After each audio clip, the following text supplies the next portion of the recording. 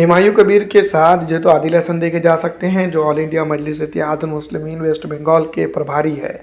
चुनावी प्रभारी है, जो एमआईएम का जो तो कामकाज किस तरह से चल रहा है उसको देख रहे हैं। वैसे अगर बात करें तो ऑल इंडिया मजलिस इत्तेहादुल मुस्लिमीन के प्रदेश अध्यक्ष इमरान सोलंकी हैं वेस्ट बंगाल के, और वो यहाँ पर निश्चित तौर पर ये बात तय करते हुए दिखाई दे रहे हैं कि इस बार जो चुनाव होने वाले हैं उसके अंदर ऑल इंडिया मजलिस इत्तेहादुल मुस्लिमीन वेस्ट बंगाल के अंदर पूरी ताकत के साथ जो है तो चुनाव लड़ने वाली है, और इस बार जेयूपी के साथ जो है तो उनका गठबंधन होना लगभग तय माना जा रहा है। और जो तो आज हम एक बात ज़रूर समझ सकते हैं कि यहाँ पर जेयूपी के साथ उनका गठबंधन होना इस बात की गवाही देता है कि आने वाले दिनों के अंदर जो है तो ये पॉलिटिकल पार्टी एक राष्ट्रीय पॉलिटिकल पार्टी के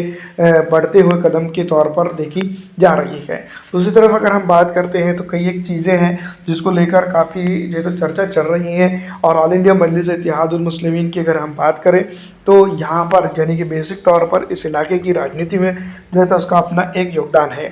दोस्तों बीते दिनों में जो है तो ऑल इंडिया मजलिस इत्तेहादुल मुस्लिमीन ने हुमायूं कबीर के साथ पहले तो गठबंधन को इनकार कर दिया था, लेकिन अब दोस्तों धीरे धीरे जो है तो ये बात को एक्सेप्ट करते हुए वो एक स्टेज पर एक प्लेटफॉर्म पर आते हुए नजर आ रहे हैं। और यही आदिल हसन है जो एमआईएम के प्रवक्ता है, जिन्होंने एक वक्त में कहा था कि वो आदिल हसन साहब के साथ जो है तो गठबंधन नहीं करेंगे, लेकिन अब जो है आदिल हसन ने ही कहा था कि हुमायूं कबीर के साथ वो गठबंधन नहीं करेंगे। लेकिन अभी वक्त की जो है तो जिस तरह से हम देख सकते हैं कि इसको हम क्या कहेंगे, मार कहेंगे या फिर क्या कहेंगे, ये समझ में नहीं आ रहा। आप दोस्तों साथ में चिमगोइया भी करते हुए इनके नेता नज़र आ रहे हैं। दूसरी तरफ अगर देखा जाए तो राजनीतिक तौर पर अगर सीटों का बंटवारा सही होता है, जो कि ऑल इंडिया मजलिस इत्तेहादुल मुस्लिमीन और जेयूपी अगर चुनाव लड़ती है मुस्लिम बहुल क्षेत्रों पर ही, तो कम से कम 100 के करीब ऐसी सीटें हैं या विधानसभा क्षेत्र है जहाँ पर ये दोनों मिलकर जो है तो ममता बनर्जी को रोकने में कामयाब होंगे और वेस्ट बंगाल की राजनीति के अंदर जो है तो एक बड़ा योगदान